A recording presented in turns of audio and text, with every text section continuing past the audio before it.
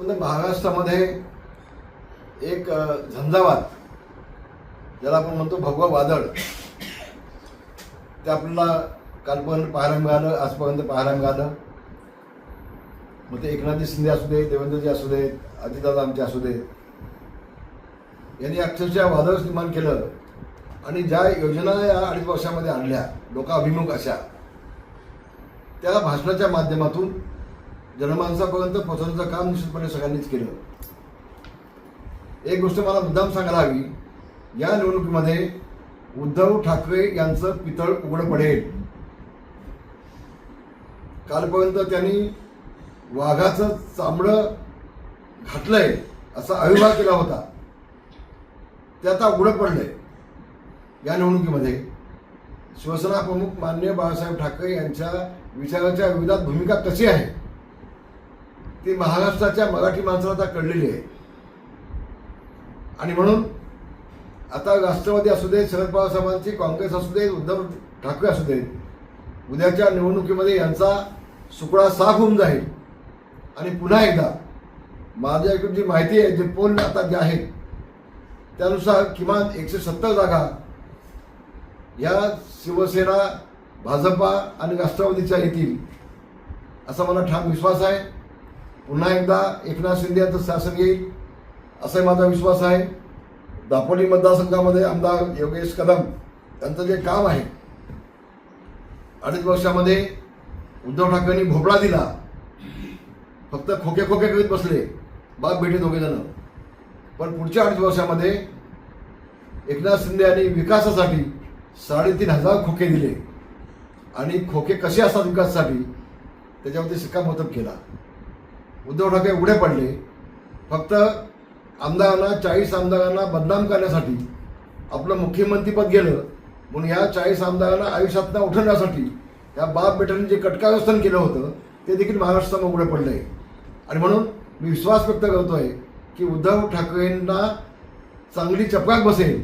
आणि कितीही आरोप त्यांनी केले होते, ज्या 40 आमदार होते सगळे निवडून येतील, की उद्धव ठाकरेंचा तोल इतका खाली गेला आता ते काही बडबडत आहेत. ते पंतप्रधानांना वाटेल ते बोलत आहेत, अमित शहाना वाटेल ते बोलत आहेत, मुख्यमंत्र्यांना वाटेल ते बोलत आहेत. मला एक कळत नाही, जवाहरलाल नारायण राणे यांनी उद्धव ठाकरेंच्या वरती वक्तव्य केलं होतं की मी असतो तो कानपाडी मारली असती. त्याला जेवणानं उठून त्याला आतमध्ये टाकला होता. मग उद्धव ठाकरेच्या वरती एफआयआर दाखल का होत नाही, याला का टाकीत नाही, त्याचं गणित मला कळत नाही. कारण ते मुख्यमंत्र्यांनाच हा बूट चाटायला जातो, हा अमुकच चाटतो, तमुकच, इतक्या खालच्या पातळीवरती जो माणूस जाऊन बोलतोय त्याचा तोल गेलेला आहे. मग ह्याच्यावरती राज्याच्या मुख्यमंत्र्यांच्यावरती बोलणं म्हणजे हा राज्याचाच अवमान आहे, महाराष्ट्र जनतेचा अवमान आहे. हे काय बिहार नाही ना, हे महाराष्ट्र आहे, सुसंस्कृत महाराष्ट्र आहे. आणि उद्धव ठाकरे बाळासाहेबांची स्टाईल मानत जात आहेत. आता तर मी बघितलं पुन्हा एकदा हातामध्ये रुद्राक्ष बांधलेत, काय निमित्त काय बाळासाहेब आहेत. अरे बाळासाहेबांच्या नकाशी पण तुला सगळं, कुठे बाळासाहेब आणि कुठं तू आहेस. बाळासाहेब शब्दाला पक्के होते, तू तर बेमानी करतोयस बाळासाहेबांच्या विचाराचे. आणि म्हणून एकंदर सगळं पण या रणधुमाळी पाहिली तर उद्धव ठाकरेंचा तोल गेलेला आपल्याला पाहायला मिळतो. वाटेल ते बडबडायचं, वाटेल ते आरोप करायचे, गुजरातच्या वतीमध्ये अधिक बोलायचं, अमित शहाच्या वरती बोलायचं, मुख्यमंत्र्यावरती बोलायचं. मग देवा भाऊ काय, जॅकेटवाला भाऊ काय, मग दाढीवाला भाऊ काय, तुम्हाला शोभतं काय आहे? मग तुम्हाला कडका भाऊ म्हटलं तर चालेल काय कोणी? तुझ्या मुलाला लफडेवाला भाऊ म्हटलं चालेल काय कोणी? आपण काय बोलतो तर भान ठेवलं पाहिजे प्रत्येकानं. हे अशोभनीय आहे असं म्हणेन मी.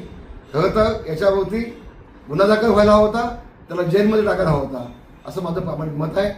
हे जे काही वागतायत तुझ्या भागे त्यांचा तोल गेलेला आहे. मला वाटतं त्याला डॉक्टरची आवश्यकता आहे. हो 100% आहे ना, हे वास्तव आहे. व आमच्यासारखी जीवाला जीव देणारी माणसं काय बाहेर जातात. अहो उद्धव ठाकरे मुख्यमंत्री झाला, बेटा कॅबिनेट मंत्री झाला, नेता आउट. मग जेव्हा का गावती असू देत, रामदास कदम असू देत, लीलाधर ठाकरेंची काय अवस्था केली. त्या मनोज जोशींना या वयामध्ये त्यांनी शिवाजी पार्कच्या जागेसरमध्ये स्टेजवरनं व्यासपीठाला खाली उठला लावलं, अपमानित केलं त्या माणसाला. माझ्या बाबतीत देखील तसाच प्रारंभ केला होता, पण मला एकनाथ शिंदेने वाचवला. मला शपथ घेतली शिवाजी महाराजांची. आणि म्हणून हा उद्धव ठाकरे यांनी पक्षाची वाट लावून टाकली. आपल्या मुलाला मुख्यमंत्री करण्यासाठी शिवसेनेच्या सगळ्या नेत्यांना संपवण्याचं पाप या उद्धव ठाकरेंनी केलं आणि शिवसेना फोडायला यांनी भाग लावलं. शिवसेना फुटण्याचं पाप हे उद्धव ठाकरेंनीच केलंय. ही गोष्ट 100% सत्य आहे. एबीपी माझा, उघडा डोळे बघा नीट.